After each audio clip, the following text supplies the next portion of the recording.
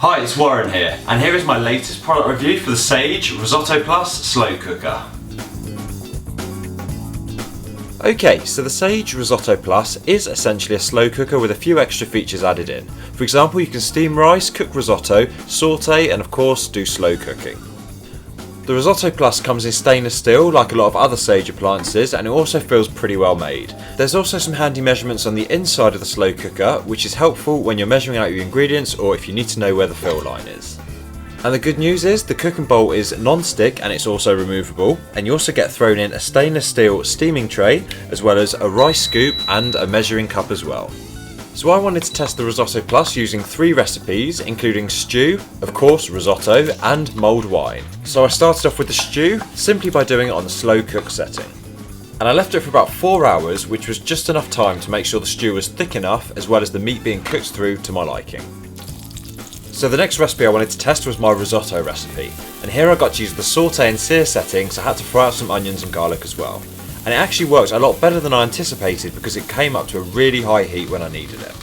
Luckily the Risotto Plus also comes with a measurement guide, so you know exactly how much water or stock to put in depending on the amount of rice you have.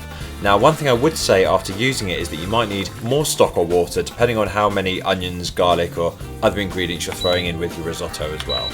So after putting in the stock, you put the slow cooker onto the risotto setting, and it takes about 20 to 30 minutes and it will notify you when it's done. And apparently it causes just enough agitation with the rice to make sure you don't have to go back and stir. But as I said before, I would just keep an eye on it to always make sure there's enough stock in there whilst you're cooking it. And I can say after the second test, it delivered a really nice risotto. And finally, over the festive season, I used the Risotto Plus to also make my mulled wine.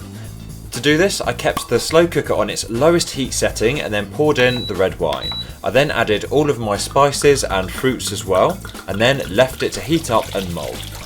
Now the slow cooker did heat up really quickly, which is great, and it also did a good job at keeping a steady temperature when I needed it. So in conclusion, I'd say the Risotto Plus does everything you need it to from a slow cooker, with some handy features thrown in as well. I was especially impressed with how quickly it heats up, as well as how hot it gets, especially when you need to use it to fry.